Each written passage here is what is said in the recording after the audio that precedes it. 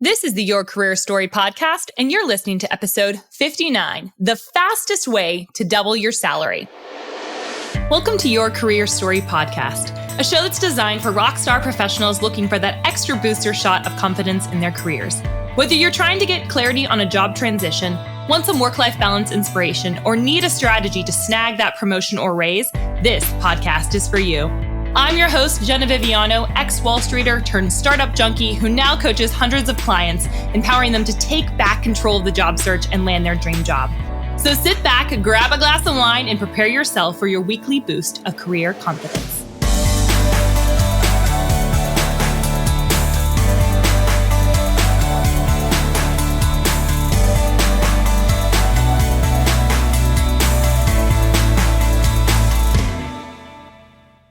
Hello, friends, and welcome back to another episode of the Your Career Story podcast. I am so excited to be with you here today, wherever you are quarantining from.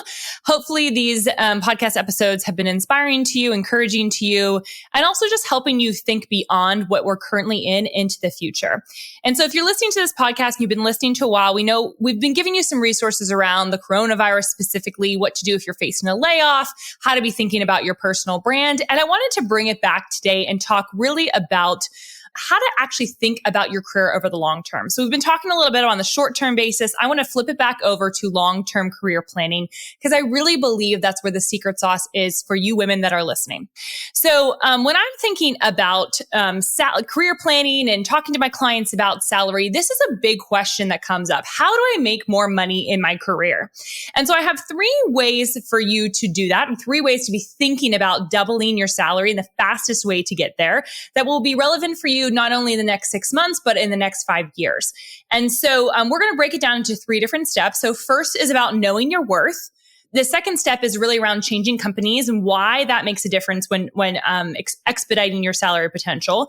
And the third part that we're going to talk about is the ever popular subject around negotiation. So I'm going to give you some stats around that, hopefully encourage you to think differently about negotiating and how that can help you actually get to a higher salary potential and then also have the more giving power, more opportunity to give back to your family and just more stability in your career. And then finally, I'm going to give you a little quick bonus that you have to listen till to the end on how to double your salary. One of the ways that I actually did that when I was working in the corporate world. All right, so let's first start talking about step one of doubling your salary, which is really about knowing your worth. So this is like a very cliche phrase. I feel like nowadays, like know what you're worth, know that you deserve the best. Like those things are all true. But what does that actually tangibly look like in your career and how does that affect your salary? So we've talked a lot if you've been listening to the podcast for a while. And if you have, we thank you. We're so grateful that you're here and you've been tuning in and sharing with your friends and it's been helpful for you. But one of the big things that I think about when thinking about career has to do with mindset. And knowing your worth is really understanding what do you want in your career? and are you walking around blindly in your career and just meandering along, waiting for somebody to give you an opportunity, which is what I feel like 99% of people do. So you need to be honest with yourself and ask yourself, am I meandering around my career aimlessly? Am I walking around just doing the next thing that I think that is in front of me just because, or not having like that oversight and that big vision for your career? So many people don't have that because we've been going, and we haven't had time to pause. Friends, this is the best time. I've been talking to a lot of people on LinkedIn and on Instagram and just in my personal life. This is a reflection time in this point in history, in this pandemic. It is a time for reflection to really decide, am I doing what I want to be doing? If I'm not doing what I want to be doing, what should I be doing and what should I be thinking about overarching in my career, right? So do you want to be in control of your career? The answer to that should be yes. And that's part of knowing that you're worth it, right? You are worth being in control of your career. You're worth having more opportunities. You are worth the opportunity to get promoted and get raises and to make more money. So if you don't believe those things first, all of your actions following that are not going to fall in line. So if we don't truly believe that we have the opportunity, we know that we're worthy to get the raise or to double the salary or all those different things, we're never going to have the actions that are going to move towards that. We're going to hold back in meetings. We're maybe not going to negotiate our salary. We're going to live in fear and not in confidence.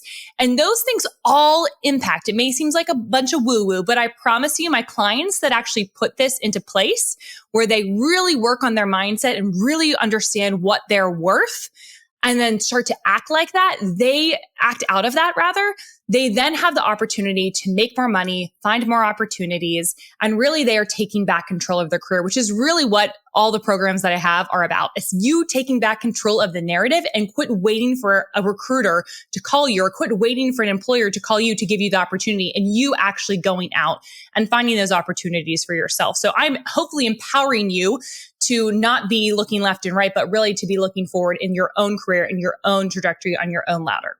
So again, I want you to really be thinking about what am I acting like I'm actually worth it? And we're going to get into specifics around what is the market paying, the actual value dollar amount for my type of role, how am I adding more value, and really thinking about yourself as an asset to a company and less as like a liability. I think a lot of people think about themselves in their career as if they are a liability to the company and like they have to earn their keep.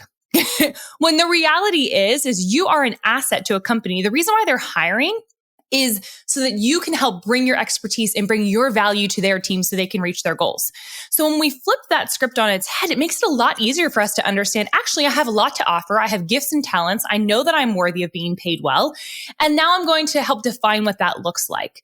I think there's a lot of confusion around that. I think a lot of people think from an employee mindset and not a CEO level mindset.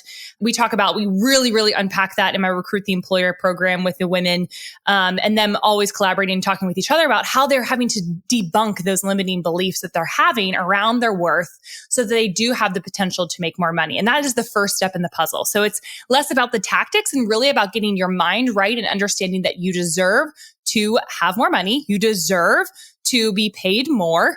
You deserve to have those opportunities in front of you. If you start believing that, now I'm not saying that it means you're a greedy person or you're trying to like only get money and that's the main goal. That's not what I'm talking about here. I'm talking about when you get in front of an employer and you know that you probably should be paid more, it's actually, showing up and acting like you do deserve that. So I'm going to let that one lie for a little bit. But the first step in the puzzle of like the fastest way you can to double your salary is you have to know that it's possible for you and then know that you are worth it.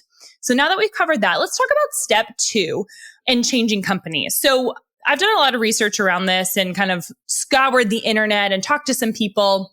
And I found some kind of alarming statistics, if you will. And I was reading up and it said that the average raise for a person year over year, if they stayed at the same company, is 4 to 5%. Now, that is pretty low, right? That is pretty low. Now, studies show that if you switch jobs every 2 to 3 years, you could actually be nearly making double at the end of your career than someone who stayed at the same company over a long period of time. So if you've been at the same company for a long time and you're like, oh crap, I see that's true for me. I've only gotten to 4 to 5% year over year raise. I'm not paid market value. You're not alone. That's pretty normal. So one of the biggest suggestions that I have for folks when they're trying to increase their salary potential, increase their income potential, is to really think about strategically moving from company to company. And I get some pushback from that. One of the common objections that I get is that, oh, Jenna, but I'm so worried about a company thinking that I'm a job hopper. Can I tell you, friends, I have read a lot of resumes. I have talked to a lot of clients. And the reality is that is less of a narrative than it was 30 years ago, even 15 years ago. More and more, especially the millennial generation, has kind of paved the way that they are changing jobs every 2 to 3 years. And that's a pretty common thing. Now, you may not want to do that because you hate the process of finding a new job. It's really stressful, all the different kind of stuff. I understand that.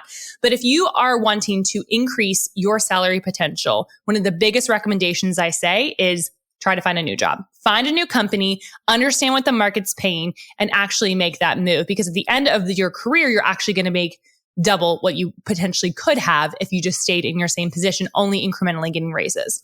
I was talking to someone who was potentially going to be in the Recruit the Employer program. She'd been at the same company for over a decade. And her salary she was definitely below market. And she didn't really realize that because you don't really recognize what the difference potentially could even be if you're not actually putting yourself out there, if you're not looking for new opportunities, and if you're just staying stagnant at your company that you're in. So I see a lot of women leave money on the table because they're not making a move because they're fearing the unknown or they're scared of change. I actually had one of my clients. She's amazing. She was in the Recruit the Employer program. She got an offer before the end of being in the program. She's actually making more money, the same role, same like level as she would have been than she was in her previous role. So she got basically, it was a lateral move, purposeful lateral move. It was very strategic on her part, but she's making more money in that role that has more potential to grow. So my point with that is you don't really know what you're capable of or what the market's paying until you start looking elsewhere. So if you've been at a company for more than 3 years, my recommendation is you might want to lift your head up. Again, this is the perfect time for that to really see like what is out there. What could be interesting for me? What do I want to do? Am I doing what I want to be doing? And then what other companies do I feel like I would resonate with that would be a good fit for me? And then ultimately, where could I leverage and make more money in the process, right? So all of these things are really, really important when thinking about your career over the long term. So this is where I think a lot of people maybe get tripped up, where they're like waiting for something to happen to them instead of going after it themselves. Then you see people that are stuck at the same company unintentionally. 5 years, 10 years goes by and they have lost a ton of salary potential because they have never switched jobs. I'm going to use the quote that if you've been listening to the podcast, you've heard it for a long time. We're seeing this more and more. And the thing is I do not hate corporations. I do not hate companies. I think that for the most part, a lot of them are trying to do good by their employees. We're seeing this in a pandemic where this statement is true for my father. He said, Jenna, a company will only be as loyal to you as what makes financial sense to them. So I'll say that again. A company will only be as loyal to you as what makes financial sense for them. So while it is important to show some semblance of loyalty to a company, you owe yourself more of that loyalty. So it goes back to like knowing your worth and understanding who's more important, the employer or or yourself, right? And so my hope is that after listening to these podcasts, that you are choosing yourself over the company and you are doing what's best for you and your family. Now, that's not to say that you leave ungracefully. That doesn't mean that you shame the employer that you were with. That doesn't mean that you talk badly about past employers. That is not what I'm saying here. What I am saying is that you need to make decisions that are right for you and your career and the trajectory of which you are going on. You cannot wait for somebody to raise their hand and say, actually, this person is really, really great. We should elevate her. We should give her a promotion. You have to ask, you have to go after it yourself. So changing companies is one of the best ways to help move that agenda forward, knowing your worth and actually making more money. Want to know the one place you can land a date, a job, and a multiple 5-figure partnership? LinkedIn. Don't believe me? I've literally had all 3 happen to me personally. If you aren't on LinkedIn or aren't actively using LinkedIn, you could be missing out on so many opportunities, and not just jobs, but money and connections and content. Heck, maybe even your future spouse. Now, if that happens, I fully expect an invite to the wedding. But I know that finishing up your profile has been probably at the bottom of your to-do list. You haven't prioritized the time. You don't know what to write on your profile. You hate talking about yourself, so you procrastinate. And honestly, you don't know what you don't know.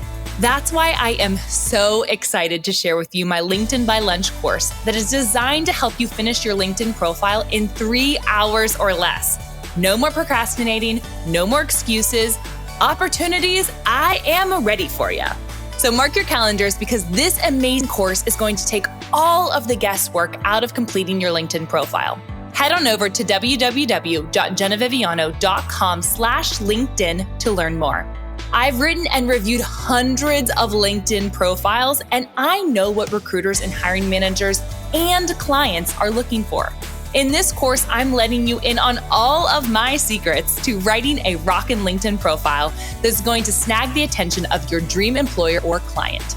I'm going to give you the step-by-step formula to write your profile with ease, brag about yourself in a humble way, and get connected to your dream professional contacts. Again, to enroll today, head on over to www.jennaviviano.com/LinkedIn.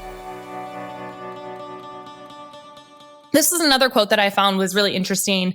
It was based out of 2017, but a workforce vitality report from ADP, that's a mouthful, said that full-time workers who switched jobs in Q1 of 2017 saw a 5.2% increase in salary compared to a 4.3% bump for those who stayed put. So there is some leverageability, right? Like when you go from a company to another company, and especially if you have some level of expertise in what you're going into, and you're bringing knowledge from a past employer, you're providing a ton of information for that other employer. And so you can leverage that experience and leverage that value. I think one of the biggest things that people don't realize when they're making that shift is like, what is the value that I can bring to the table? What do I have to offer? And how is this pivot going to get me one step closer to my next movement, right? So you can stop worrying about being a job hopper. Ultimately, you have your responsibility to yourself first, your company second, right? So it's literally you and your family first, then the company second. That is, I want to reiterate that. And then the other thing that I want to remind you of is don't wait until it's too late. One of the biggest issues that I see with people that come to me is they're already miserable in their job. And that is the wrong time to be coming to a career coach, quite frankly. Like if you can feel like it's stirring, that you want to be strategic and you want to think forward thinking about your career and you want to take back control and be proactive, I love working with those clients. Those people understand, and you might be one of those people, understand that you need to invest in yourself to get yourself forward faster and not just be trying to escape something, which is what a lot of people in corporate do. They try to escape their last opportunity that has become too miserable to function with, and they run to the next opportunity without really thinking about, what's this mean for my long-term career? Am I showing up as my whole person? Am I actually presenting the value that I can bring? Is this strategic for me versus just falling into something, which is what a lot of people end up doing. So I want to encourage you that even if you're not thinking about making a career move super soon, that you invest the time now into really thinking about these things. Hire a coach. It doesn't have to be me. Hire somebody to help you process through that because it's really hard to do by yourself, and it's actually going to make you more money over the long term. You can actually listen back to episode 44 on the Your Career Story podcast, where I talked about one of my clients who increased her salary from $90K to $210K. So literally doubled her salary within a year. And I'd walk through kind of how she did that, but to kind of give you an overview. So if you want to listen to the whole thing, again, that's episode 44. But to kind of talk through how she went about that, she actually made 2 pivots within the year. She made a pivot to one company and it helped give her a boost in what she was doing. She also applied for a role with more responsibility. So role with more responsibility, plus she got paid more. And then she leveraged that opportunity to get her new opportunity, which she now moved to London and actually, moved cross countries and was able to leverage it again and made even more money after that because she was, again, kind of using it as a leap pad, if you will. So you kind of want to look at it as when you're changing jobs and changing careers and using that, it's a great opportunity to use to jump from platform to platform and responsibility to responsibility and potentially promotion to promotion. So with that, obviously comes a salary increase. So if you're really wanting to increase your income potential, I highly recommend thinking about making a strategic career move. So not I'm escaping. I have nothing else, no other options. Oh my gosh, what am I doing here? I need to get out fast. That's the wrong way to approach it. If you're kind of lingering, if you're kind of thinking, how do I be strategic in my career? That's the time to engage with a coach to really help them map that out for you. Now, if you're listening to this and you're like, well, that's fine and dandy, Jenna. I just got laid off from my job. Use this as an opportunity. Let this be an opportunity for you to flip the script in your life, start looking at your career as something more strategic, not as something that happens to you, something that you get to decide and help move forward in, even if circumstances have shown otherwise. This is your opportunity to take back control of your career. And this is the before and after moment for you. And so I want to encourage you, if you've been laid off, it is an emotional process. I've been there before. I know what that feels like. Use it as your catapulter, not as the thing that pulls you down and keeps you stuck. So I want you to lift yourself up out of what's happening. If you did get laid off, get some help if you can afford it, and really kind of move forward in your career and really, again, think strategically, because you think strategically for your companies, you can do it for yourself too. So step 1 is knowing your worth, really operating from the sense of self-confidence, never walking around blindly in your career, actually taking control of it and understand what is the market paying. Step 2 is actually changing companies, because that's the fastest way to double your salary. Is you can actually make more money if you move from company to company versus sticking to the same one for 12 years plus or something like that. And the third stage is actually negotiating. So this is a question that I get a lot. I get a lot of questions on negotiations, and specifically for women, because women don't typically negotiate. We have a whole module dedicated to this in the Recruit the Employer program and some scripts around that. So I'm not going to go over the scripts today, but I am going to talk to you a little bit about how to think about negotiations and really ask yourself the questions about why you potentially have not in the past or why you are scared to maybe negotiate for something that you're in right now. So one of the main things that when I was doing some research around this, there was a question, or there was a statement in a study that was done that said women often assert for other people on their teams, but they have a really hard time remembering themselves. And I just thought that was just, one, very poignant. And two, I could see how that happens. I see that a lot with maybe the women that work with me. And I've just seen that probably in my life, where they will be advocates for other people on their team, but they have a really hard time being an advocate for themselves. So if that's you, if you're feeling like, Jenna, that so resonates with me, I feel like I'm that person, I often forget about myself, this section is for you. Well, this whole episode is for you, but specifically this section is for you. And there's a book, I actually was doing some more research, and it's called Women Don't Ask, and it's by Linda Babcock. And she had this quote that I found that was awesome. She goes, one of the questions she asks people is, when you got your offer, did you attempt to negotiate? And she found that about 7% of women attempted to negotiate, while 57% of men did. Now that's a 50% discrepancy between 7% of women attempted to negotiate and 57% of men did. So I, first of all, want to encourage all of you to always try to negotiate something. It's good practice for you in general. You should always be trying to negotiate something when you're accepting an offer, when you are looking even internally for a new position, or you're looking to get promoted, or you're even just looking to get a pay raise. I highly, highly recommend negotiating, because men negotiate as well. So let's talk about what are some of the fears. I'm going to call out some fears that women typically have that I see that holds them back from negotiating. And I know this has probably been a story for me early in my career. Definitely something that I feared. I felt uncomfortable doing it. So again, some of these things look like fear, just scared of what somebody might think of them. Or think of you if you're listening to this, right? So you might be fearful of what someone might think of you if you negotiate. You're worried that the offer is going to be rescinded, which, by the way, I have never heard of that happening. If somebody is actually doing it in a respectful way, if they're negotiating in a respectful way, the worst thing that can happen is somebody will say no.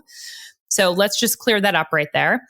They're afraid of being, or you are afraid of potentially being perceived as being needy or demanding. This is a big one where I hear a lot of women will say, I just don't want to sound demanding. Like, I just want to feel like I'm grateful to have the job. You are grateful for the job. And also you deserve to know your worth and see if you can potentially negotiate 10,000 more, 20,000 more, 5,000 more. I don't care what it is. Negotiate some amount, a range of an amount. I joke with my the women in my Recruit the Employer program. I was like, it is literally the $10,000 you can make in 30 seconds. Like, it is literally a 30-second conversation. You negotiate the number and you move on with your day. It takes 30 seconds. It does not have to be some long conversation. It typically doesn't happen like that. It's typically a conversation. You hop off the phone. It's like a whole process. So I want you to remind yourself that it is actually expected, if 57% of men are negotiating, it is expected that people negotiate their salary. So do not be the woman that doesn't negotiate her salary. I want you to really, really push yourself, get past the fear, get past the worry about the perception, right? We as women really worry about perception, about what people think of us. And you just need to let that go. I don't know how else to say it, but you just need to let that go. It is none of your business what somebody else thinks of you. And you are standing up for yourself and your family and your career. Think about what you could potentially do with that money. Think about how you could reinvest it in your mortgage, maybe, how you could buy a house potentially with a down payment, how that can contribute to maybe a trip you want to go on, how maybe you could pay for your kids, whatever. You have your priority to your family first, company second. So do not feel bad for asking for more money. It is totally appropriate. And then the other thing is women maybe don't know how to do it. So you may be listening to this and you're like, great, Jenna, what's the exact phrasing I should give? We would love to have you be a part of the Recruit the Employer program. I always say that this module, the negotiation module alone, pays for the program 10 times over through the course of your career. And we're going to talk a little bit about how negotiation actually can have a compounded effect on your career. So if you don't know how to negotiate, we would love to help you do that. You can always reach out to us at jennaviviano.com/apply to be a part of the Recruit the Employer program. Again, we don't take everybody in the program because we try to keep it small. We really want to have women that are dedicated to the process and really see it as a class and something that they can invest in for their future, kind of like you would an MBA, if you will, in your career. Looks a little different, but an MBA nonetheless. And the last thing that I think that women feel when it comes to negotiating and why they're scared of it is you don't want your reputation to be ruined. So it all, again, comes back to perception. And here's the deal. You're not going to ruin your reputation by negotiating your salary. It's just not going to happen. If you're rude while negotiating, if you don't say the right phrasing, if you come across as kind of arrogant, that may ruin your reputation. You're correct. But my guess is if you're even worrying about this in the first place, you probably don't have to worry about it. And again, if you really want to know the step-by-step way to get through that, we can help you in our Recruit the Employer class. We would love to have you be a part of that program. So let's talk about if you don't negotiate. If you don't negotiate, you are literally leaving thousands upon thousands of dollars on the table. Because here's what happens. If you don't negotiate once, that compounds over time. Similarly, if you do negotiate once in your career, let's say you negotiate $10,000 more and they give it to you, right? You now have a new high spot to be asking for a raise if it's a percentage of your past income. So that's going to help you over time. Or if you're moving from company to company, you can actually use that as a leverage and bouncing off point for your future opportunity and knowing that that's now your bottom. So it kind of elevates where your bottom is, and it helps compound over time. Again, if you get a raise and it's a certain percentage year over year at the company, let's say it's 4 or 5%, it's going to look different at $100,000 versus $70,000 or $200,000 versus $150,000. You're going to see that money compound over time. And if you don't do it, you're missing out on thousands of dollars in your lifetime. So that's why the program, the Recruit the Employer program, specifically the negotiation module, could literally make you thousands upon thousands upon thousands of dollars in your career. So it makes it worth it. So I want you to think about negotiation as something that comes from your confidence, comes from knowing what the value you have to bring to the table, and that you need to break through the fear and not be scared about what other people think of you. Because at the end of the day, if men are doing it, you can do it too. I always ask the question, what's the worst that can happen? They say no, and move on. I've, again, never heard of somebody getting their offer rescinded from doing it by the book and kind of coming forward and making sure that they are being respectful. And if they do get that offer rescinded, you probably didn't want to work for that company anyways, because they probably would be a nightmare, right?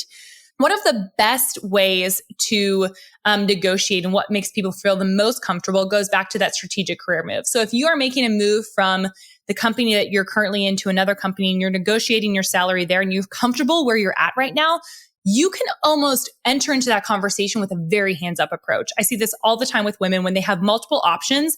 They're a lot freer with that. So again, it goes back to, I don't want you to wait until you're absolutely miserable in your job to think about making a new one. I want you to get strategic about your career, get proactive, and really get in front of this so that you have options and then you feel more confident to negotiate, and it just kind of has this downstream effect. So hopefully that was helpful for you when thinking about how to double your salary over time, how to get there faster, and just some tips and tricks around negotiating and changing careers, and just really the mindset that you must have in order to move ahead in your career and make sure that you're being strategic. So hopefully that was helpful. I wanted to share a little bit of a bonus about another way that you could potentially double your salary. So when I was working at themuse.com, which is a career advice site, I was first a salesperson, then the sales trainer. That's when I launched my career coaching business as a side hustle. So I've been working for the past 5 years in this capacity. The past 3 have been full time, and then the first 2 were in a side hustle capacity. I made so much extra cash those first 2 years because I invested in my side hustle that I eventually took to multiple 6 figures. So my advice to you is, if you want to potentially be an entrepreneur one day, if you want to own your own thing, or even if you just want to make some extra cash on the side, you should start a side hustle. And one of the best side hustles, as I have obviously grown this over time, I think is career coaching. So if you're listening to this and you're like, Jenna, how have you gotten career coaching clients? How do I start my side hustle? How do I think about getting clients? I actually have a freebie for you that could be really beneficial. So you can go to jennaviviano.com/get clients. And I'm going to give you a guide of my top ways that I actually got clients in the very beginning. It'll help you scale your side hustle so that you're making more money, that you can invest right back into your family. And then also, gosh, friends, the side hustle, I feel like, is one of the best ways to mitigate risk in your career. A lot of people will say that entrepreneurism is actually a risky move. I completely disagree. I actually think it's the safest thing that you can do for your career, because you can have more control in the process than you do necessarily whenever you're in a corporation. But I think both are helpful. I never recommend that somebody just drop everything, leave their corporate job and try and start something up from the ground. I actually think that's really irresponsible. What I actually advise people to do, and this is what I did, and it made the transition so much easier when I did decide to go full time, is have a side hustle and start this business, try to figure out what I liked, what did the market want, what could I price things at, how do I build my brand over time? It allowed me that flexibility and kind of a risk-averse nature, if you will, to launching a business. So if you're looking to get extra money and you're looking to start a side hustle and you're wondering, like, how do I get clients if I'm thinking about doing career coaching or any other kind of consulting or coaching, this freebie is for you. It's going to help you understand how to do that. So if you want to go to jennaviviano.com/get clients, that's the best way to find that freebie. And I would love to hear your feedback. I would love if you reached out to me on LinkedIn and told me, what was your biggest takeaway from this episode? Maybe it was that you got the freebie and you're like, Jenna, I need to start a side hustle. I need to start it today. I'm so excited to begin that journey. Or it could just simply be like, Jenna, I finally realized that I need to take back control of my career and stop waiting for everybody else to tell me what to do. It is my career. It's for my family. It's for my future. Let me actually take back control over it and make some really strategic career moves in my life. So I would love to get connected with you on LinkedIn. Tell me your biggest takeaway, and we will see you next week. Hey, y'all. Thanks so much for listening to Your Career Story podcast. I would love to get to meet you. And there are a couple of ways that we can connect in between episodes. First and foremost, you know I love my LinkedIn. Second is via Instagram. And third is over on my website. I actually have a special spot just for you full of fun, free resources. So all you have to do is go to www.jennaviviano.com/resources. Super simple, for a bunch of freebies that will help you boost your career. Hope to see you next week.